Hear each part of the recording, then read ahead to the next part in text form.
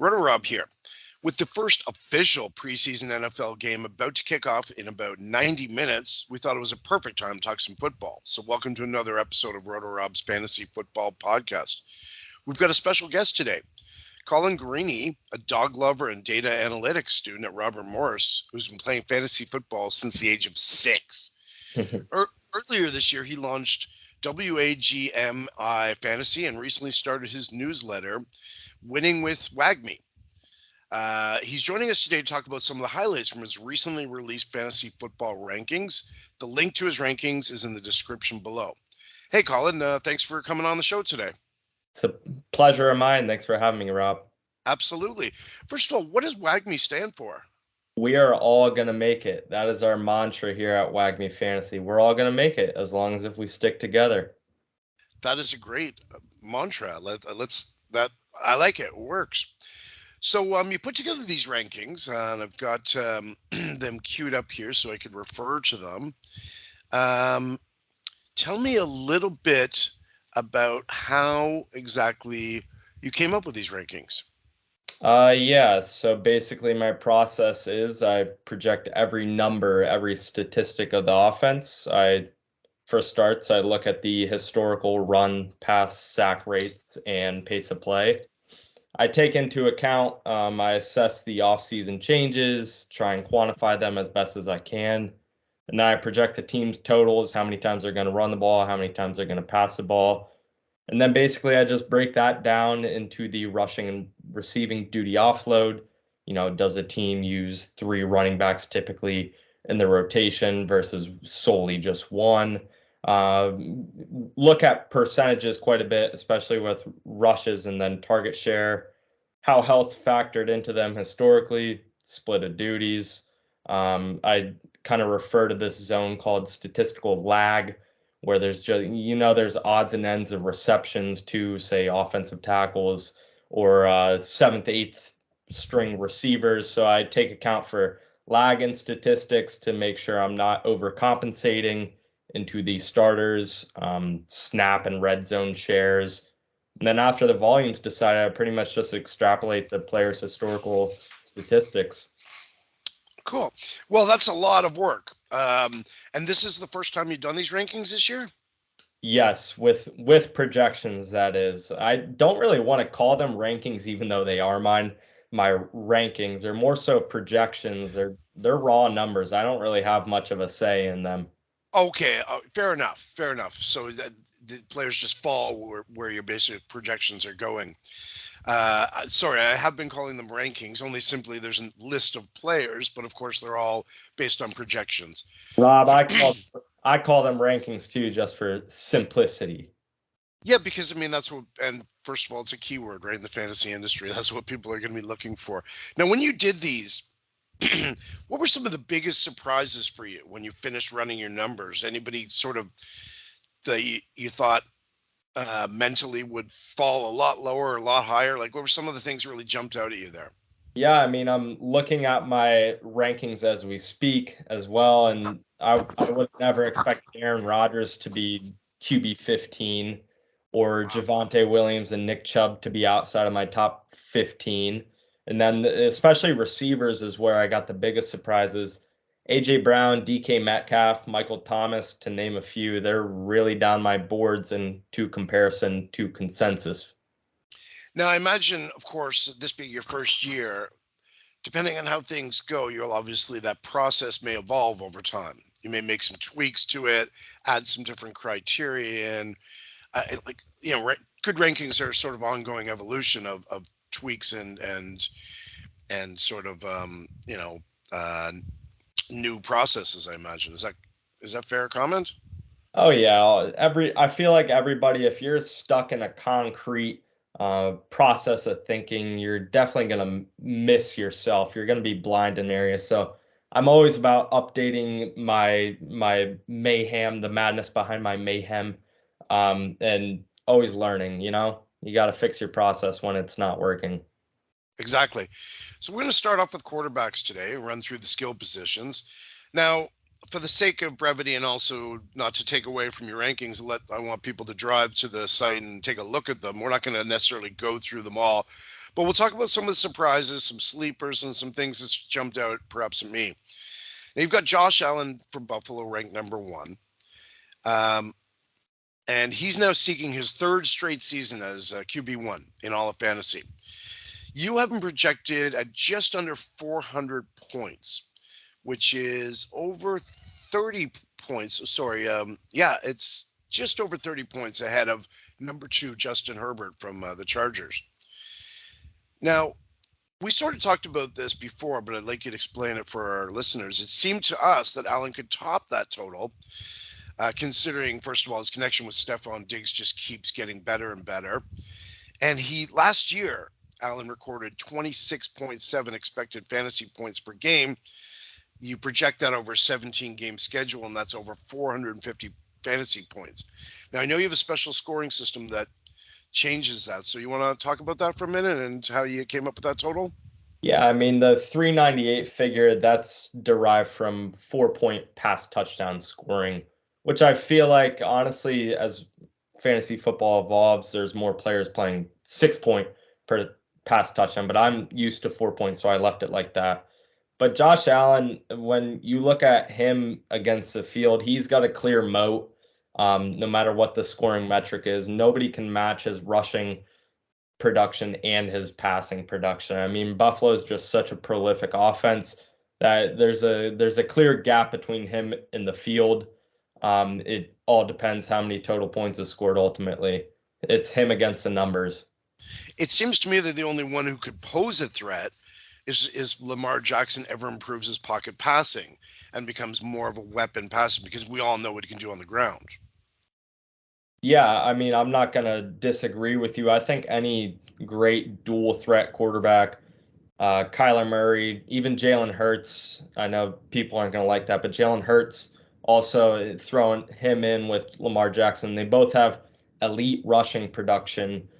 So that when you concatenate that rushing upside with their passing rapport, you always get contenders for the QB1 overall. I feel like we have to mention Justin Herbert, though. He was my QB2, and I believe he had some scampers into the end zone last year, 3 or 4, with 300 rushing yards, give or take.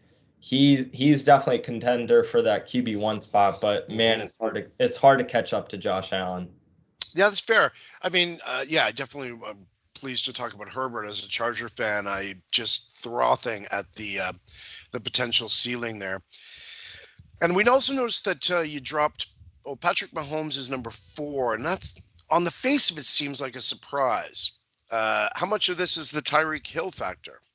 Not that much. I mean, he finished as a QB4 last year in 4-point scoring with Tyreek Hill. The needle didn't really move that much. Obviously, I discounted a little bit. I don't have him throwing for 5,000 yards or 40 touchdowns like he did frequently with Tyreek there. But Kansas City, their receiving core is kind of like a mismatch hodgepodge. But I think his talent will stand out in that offense, and they'll still be a fine-tuned machine. Okay, let's talk about the Carolina situation. Where we've got Sam Darnold battling Baker Mayfield. Is there any value to be found here, and what are you expecting to happen in this position battle? Well, I don't want to call it a position battle. I feel like Baker's got it pretty much wrapped up. They went out to get him, so I feel like that's just Matt Rule bringing in his. I don't know. He's an interesting coach, interesting guy. He just wants to make a competitive atmosphere. So I feel like it's Baker's job to lose. With that being said, he is a good value, I think, if you're in Superflex or just a deep format looking for a backup QB. He's going out like QB 29. He's one of my sleepers to improve off of his ADP. I have him at QB 22 in my updated rankings.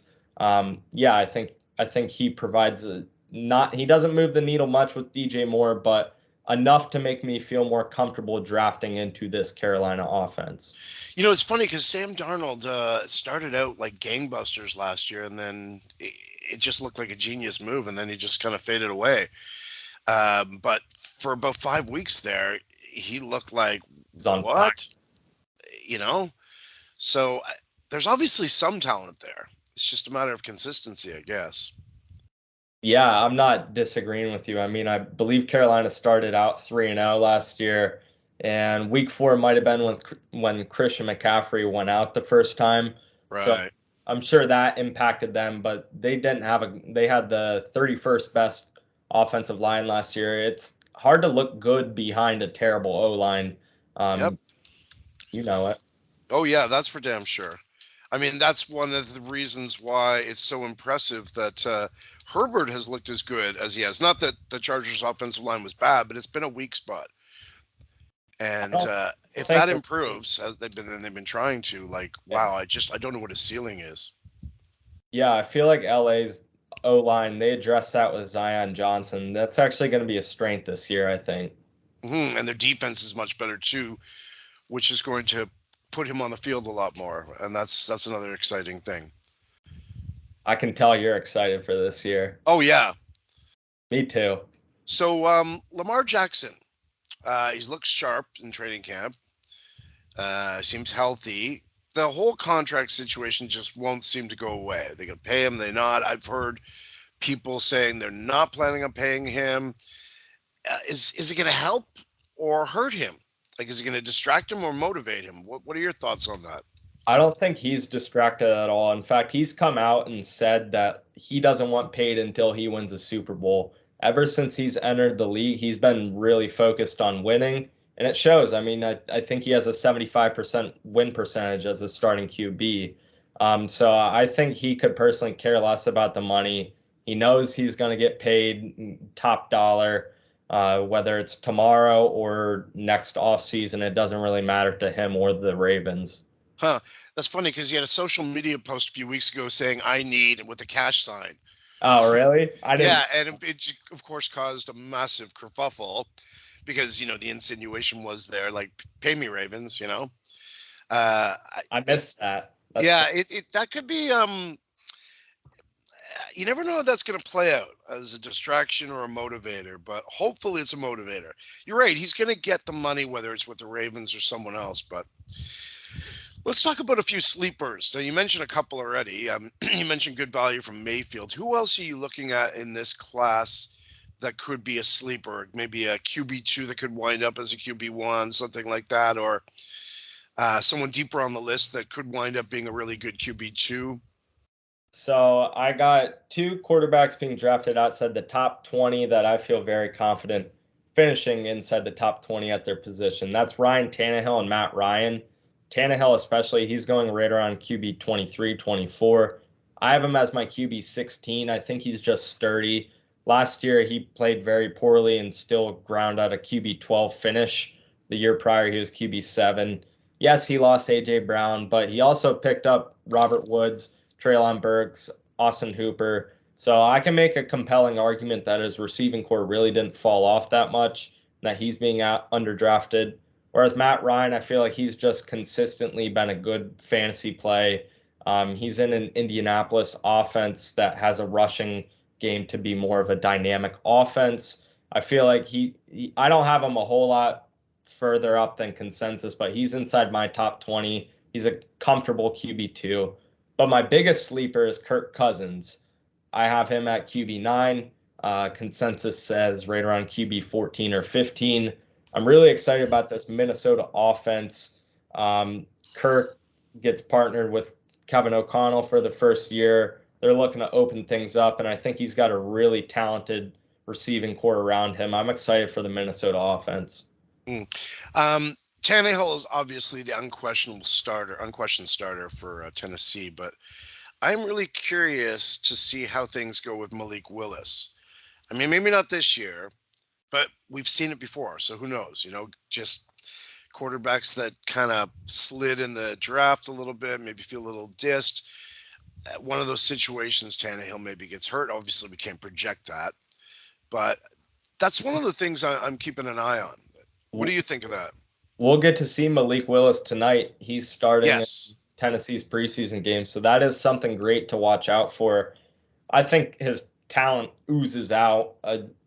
As with all rookie quarterbacks, you gotta see it translate to the field though Yeah. before jumping to any conclusions.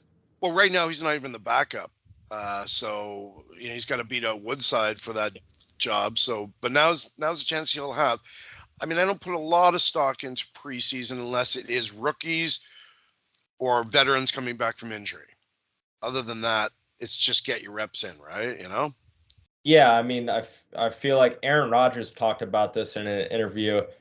The teams are really vanilla in their preseason games because they don't really want to show much to the opposing teams. It's not exactly the best indicator of who's who in the regular season, but nonetheless, it's a fun time for players that are on the practice squad and on the cusp of making that 53-man roster.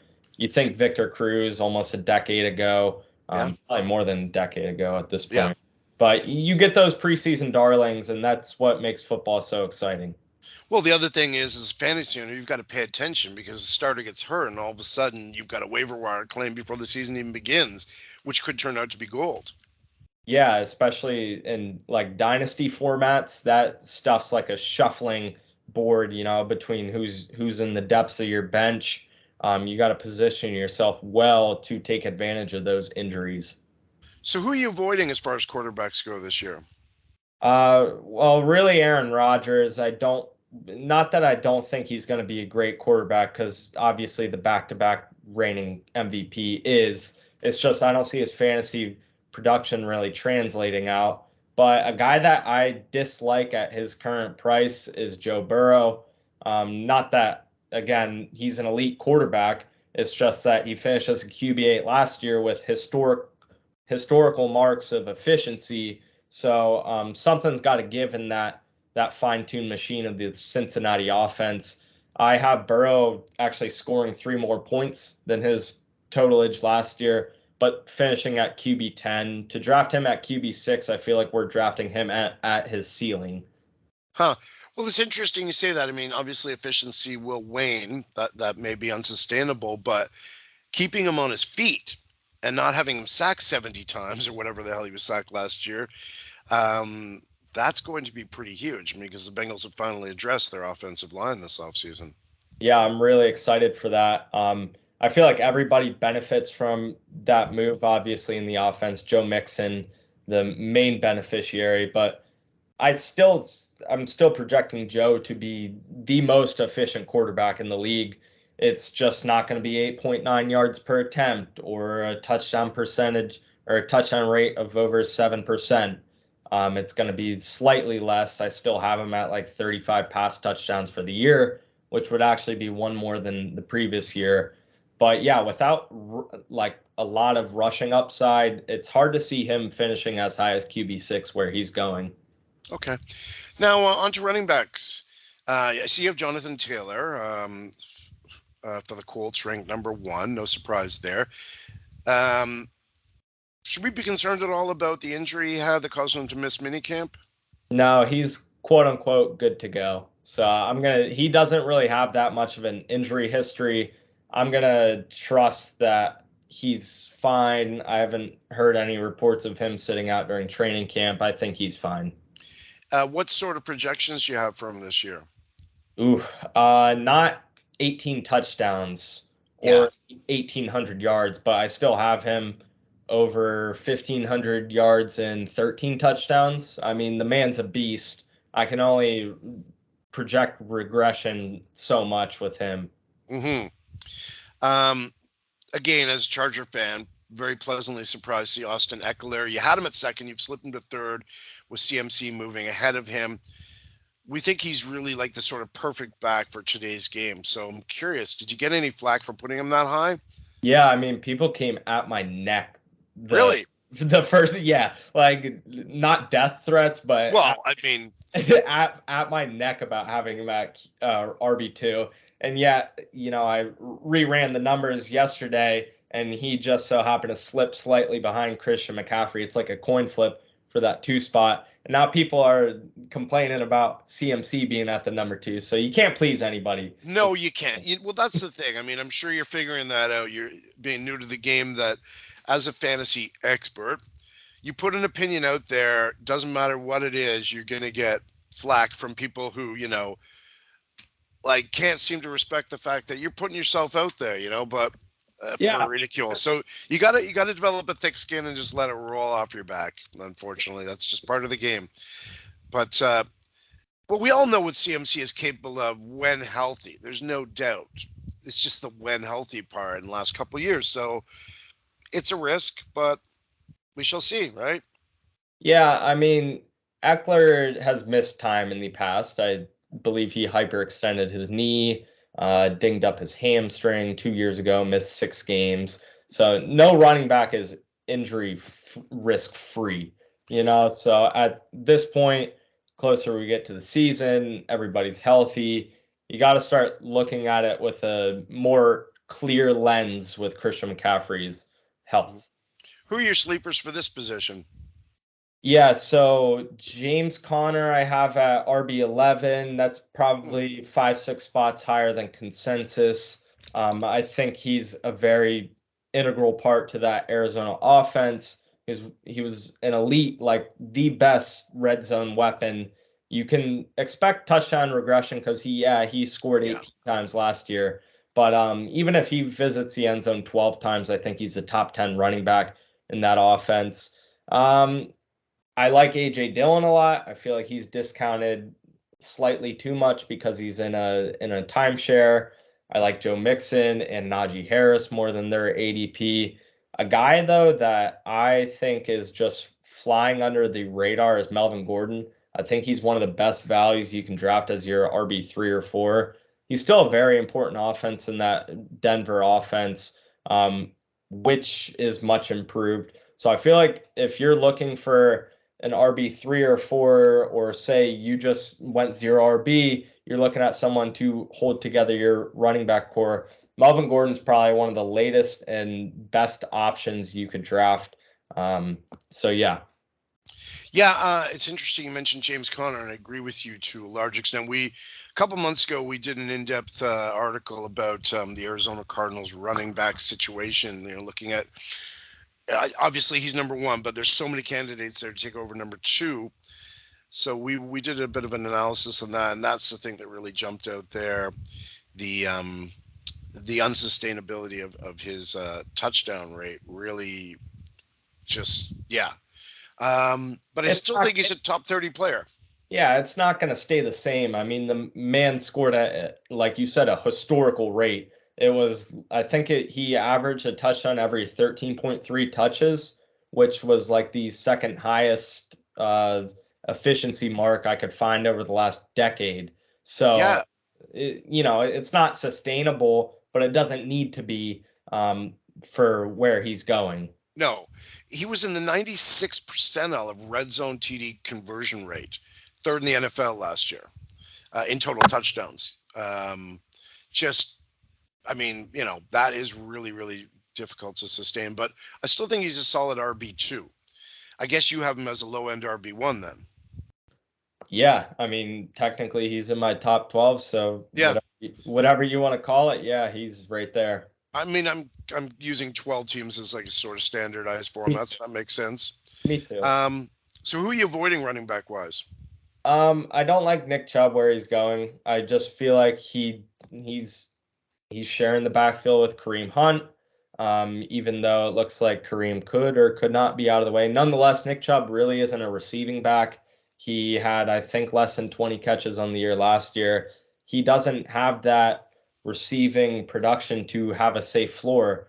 I think Nick Chubb's arguably the best running back in the league when on the field. I think he's an elite downfield runner, but that doesn't necessarily translate to elite fantasy football production. He Right. could have, he could have 15 carries for 90 yards, no touchdowns. That's a great game, but he still only has 9 points for you. You know what I'm saying? Yeah, absolutely. Totally know what you're saying. All right, let's move on to wide receivers. I'm just going to call up your rankings here. Now, you mentioned you made some changes to your rankings, but have you actually released them yet? Not yet. I was planning on still fine tuning them and probably releasing them beginning of next week, perhaps in our newsletter Tuesday. Haven't Ah, decided. okay. It'll be up on the website soon. No worries. Yeah, that's why I'm looking sort of still at the old list here. So you can correct me where we're wrong. Oh, I just pulled up running backs again. Damn. Okay, wide receivers. Here we go. Now we have it's almost a coin flip. Number one, Cooper Kupp. Number two, Justin Jefferson. Extremely close. And I could easily see Jefferson top in this list. And I know he thinks so too. He thinks he's the best wide receiver in the game.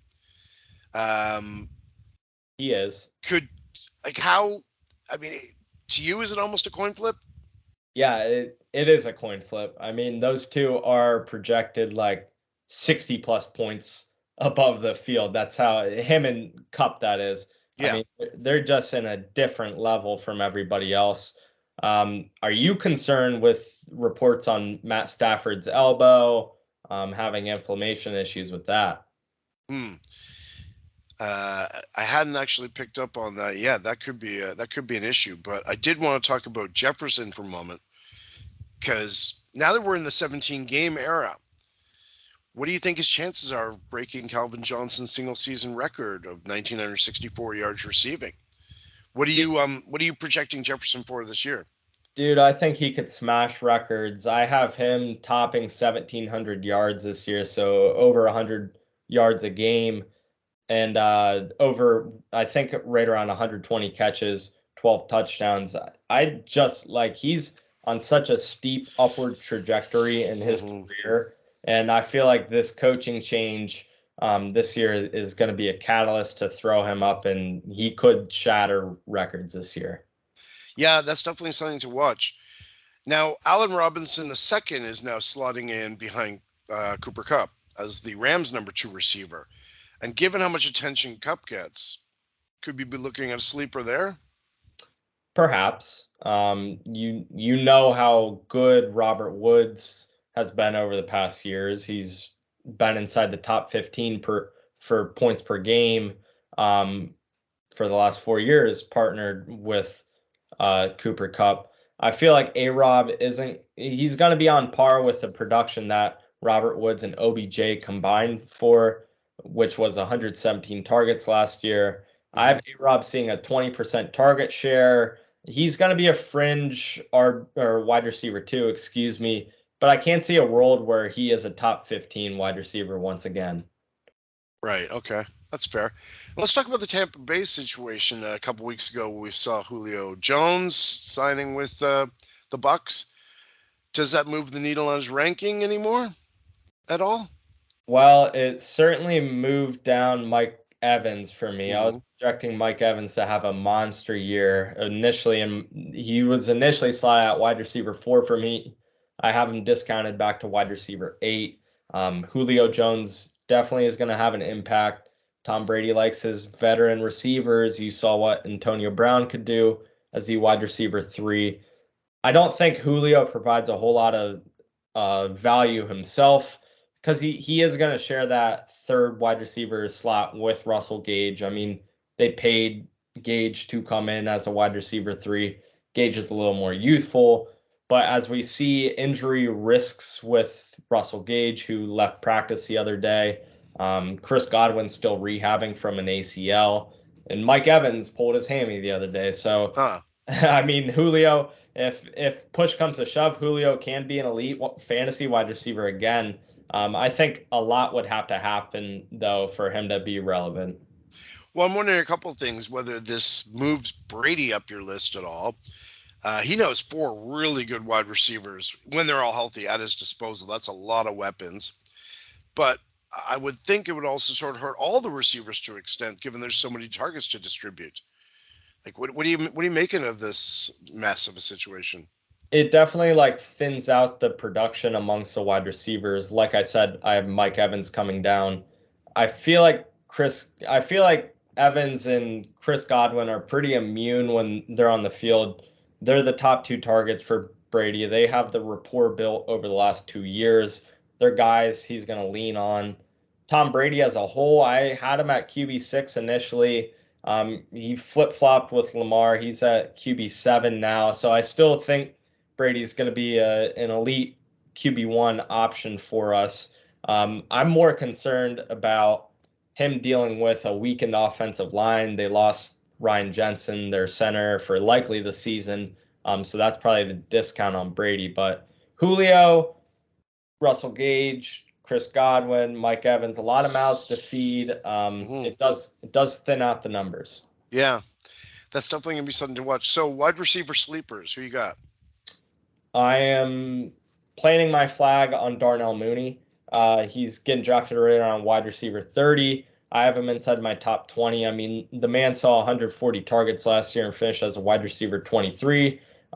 He's pretty much the last man standing in Chicago's wide receiver room. It's putrid. They let A-Rob walk over the offseason, yet did nothing about it. So I feel like just mere volume and him and Justin Fields are entering their second year together. I feel like they're going to get better. But other sleepers that I have performing much better than consensus: Robert Woods, Alan Lazard, Kadarius Toney, and Jamison Crowder is a great last pick for your draft.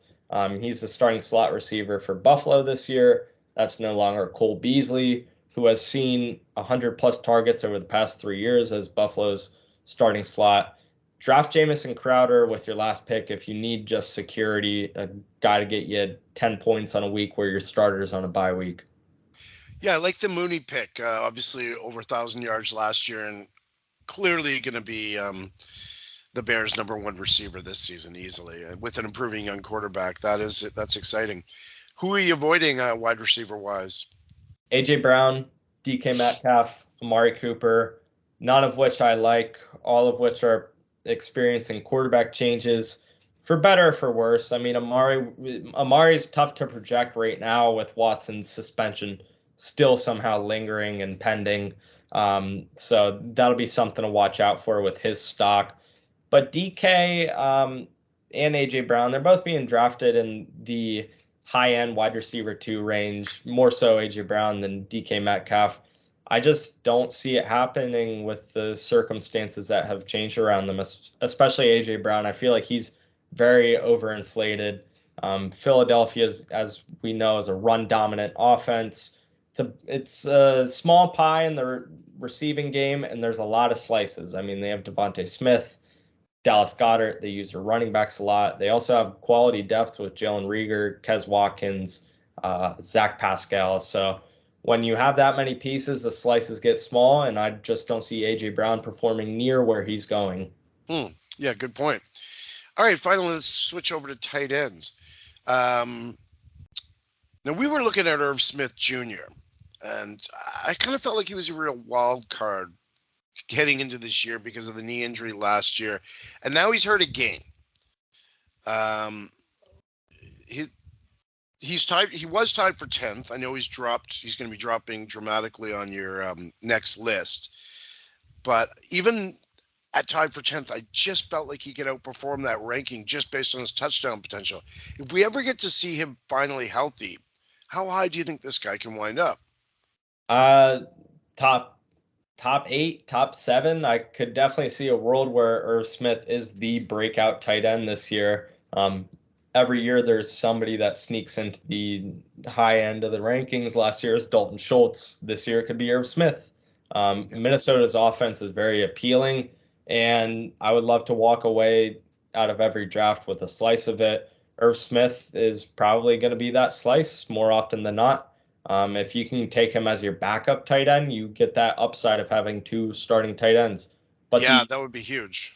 The thumb injury does set him back for me. I mean, he's going to be missing important practice time all heading up to week 1, which is a question if he's going to play in or not. So for now, I'm pumping the brakes on the Irv Smith hype. However, yeah, he definitely has the upside to be an elite tight end. Especially if his knee is back to 100%. That because obviously as a receiver, that's huge. But as is the thumb, but speed wise. So sleeper tight end. Who you got?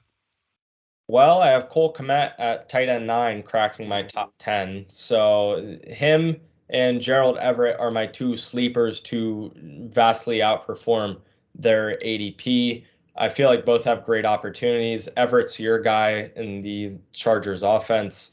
Nobody seems to know that Jared Cook had 83 targets last year as like a 38-year-old man. So if you give Gerald Everett those targets that Jared Cook saw, I definitely think he can be more efficient with that volume. And Cole Kmet's someone else that I'm really excited for his target share in that Chicago offense. Last year, he had 0 touchdowns. That's kind of an anomaly that's due to increase from 0 to 1 at least. So I feel like with a couple trips to the end zone, Cole Kmet can be easily a top 10 tight end. So Kmet doesn't need to worry about James O'Shaughnessy or Ryan Griffin at all? I don't think so, but he did have to worry about Jimmy Graham last year, so what do I know? Right. Who are you avoiding at tight end? I just I don't like if I can't get Travis Kelce in the first round, I don't want to tight end until Dalton Schultz until in the 5th or 6th round. I don't like Mark Andrews, Kyle Pitts, Darren Waller, George Kittle at their value. I'd rather have running backs and receivers in that zone. Right. Kelsey's got a moat between like Josh Allen at quarterback. He's got a moat between him and the field. I feel like if I can't get him, I'm waiting until Dalton Schultz, who's a great value. I feel like he's my tight end 4. And if I can't get Schultz, I'm really punting the position until we get down to Cole Kmet, Hunter Henry, Gerald Everett. Okay, fair enough. Any other observations you want to make about these rankings, Colin? I mean, just keep your eye out for them. They will be updated and released in a newsletter. I'm not sure if it's going to be this upcoming week or the week after. We have a weekly newsletter. I have Ryan Larson. He's a writer for rotoballer.com helping me with it. So we do produce great content. It's going to be designed to get you ready for your draft and keep you ready in the season. We'll have stuff like start 'em, sit 'em, waiver wire pickups, trade buy low, sell high, that sort of stuff throughout the season. You can subscribe to Winning with WAGMI at our website, www.wagmifantasy.com. It's real easy with a click of the button. Awesome. Anything else you would like our listeners to know about? You can find us on Twitter, Facebook, TikTok, YouTube at WAGMI Fantasy. Our YouTube's pretty much delegated just to mock drafts, but all the other social media platforms are helpful to stay connected with us. I love talking to people. I don't call myself a fantasy expert. I'm just a successful fantasy player. And I like doing homework, and I'll give you my homework answers. Fair enough. But I mean, hey, just own it. You're a fantasy expert. Okay, I'll print myself off a T-shirt and wear it. You're going to get a lot of questions on Twitter and, what have you. So that's just comes with the territory. Anyhow, thanks so much for your time and best of luck with your new site and best of luck in the 2022 fantasy football season, Colin. I appreciate it a lot, Rob. Thanks for having me on. My pleasure. We'll talk to you soon. All right, sounds good. Take care.